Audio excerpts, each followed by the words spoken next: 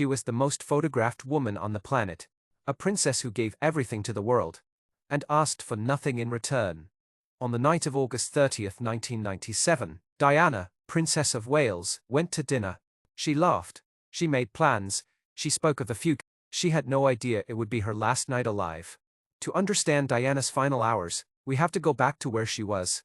And more importantly, who she was becoming. It was the summer of 1997. Diana was 36 years old. She had survived a painful, public divorce from Prince Charles. She had been stripped of her HRH title. The palace had turned its back on her. But Diana was thriving. She was deep in her campaign to ban landmines, a cause that made world leaders uncomfortable, and the public fall even deeper in love with her. She was in the early stages of a relationship with Dodi Fayed, the son of Egyptian billionaire Mohammed Al Fayed. And she was happy, genuinely, visibly happy. Those who saw her that summer said she seemed free for the first time in years. But freedom, for Diana, had always come at a price. August 30th, 1997, Paris, France. Diana and Dodi had spent the night aboard the Jonical, a luxury yacht moored off the coast of Sardinia, before flying to Paris just days earlier.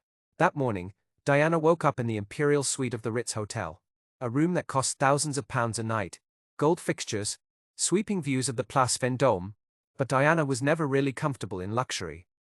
Those who knew her best said she preferred simple things: a hug, a conversation, a cup of tea with someone who actually cared.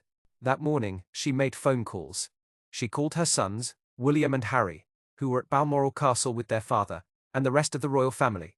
She missed them deeply. A source close to Diana later revealed that she told a friend that week, "The boys are my everything. I just want them to be proud of me." She also called Rosa Monckton, one of her closest friends. According to Rosa, Diana sounded light, hopeful. She was making plans. She talked about the future. She had no way of knowing she had less than 24 hours left. By afternoon, Paris had become a pressure cooker. Paparazzi had tracked Diana and Dodi to the city. Dozens of photographers, some on motorcycles, were waiting outside the Ritz, outside restaurants, outside every door.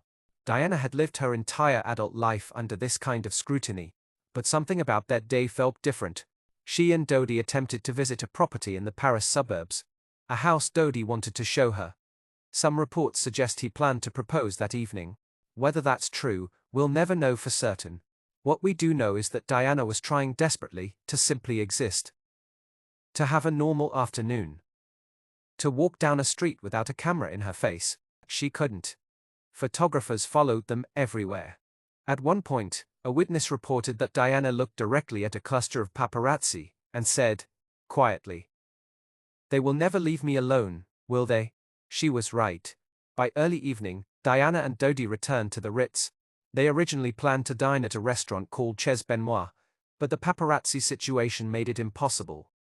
Security concerns were escalating by the hour, so they ate inside the hotel, in a private room, away from prying eyes. Witnesses who saw them that night described them as relaxed, laughing. Diana was wearing simple clothes, dark trousers, a white jacket. No crown, no protocol. Just a woman having dinner with a man she cared for. She ate, she smiled, she was present. After dinner, Dodi made a decision that would change the course of history. Rather than use their usual security vehicle, he arranged for a decoy car to leave the front of the Ritz, drawing the paparazzi away, while he and Diana slipped out through the rear entrance. At 12:20 a.m., on the 31st of August, Diana stepped into a black Mercedes S280. She was in the back seat, Dodi beside her. Their driver, Henri Paul, the deputy head of security at the Ritz, was at the wheel. They were heading to Dodi's apartment. They never arrived. The Pont de la tunnel sits beneath one of Paris's busiest roads, beside the River Seine.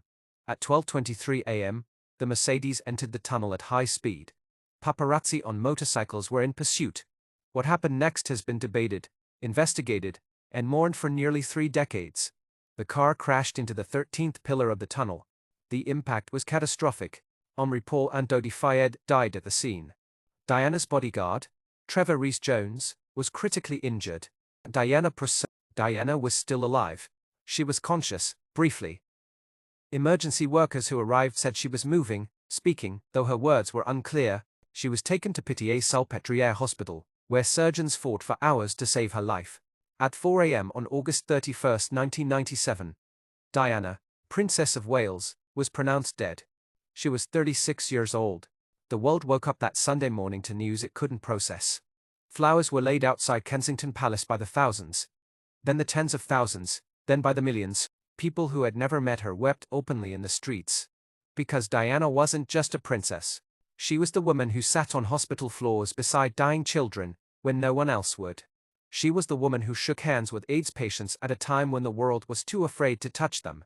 She was the woman who looked at the camera, at us, and made every single person feel seen. In her final 24 hours, she wasn't a princess. She was just a woman trying to live, trying to love, trying to be free. And in that, she was more human than any royal title could ever make her. Diana Frances Spencer, July 1, 1961, August 31, 1997, forever the people's princess. If this story moved you, if you believe Diana's truth deserves to be told, subscribe to this channel. Because there is so much more to uncover. The secrets the palace never wanted you to know. The stories that were buried. The real Diana, behind the crown, behind the cameras, behind the fairy tale. She deserves to be remembered. And we're just getting started.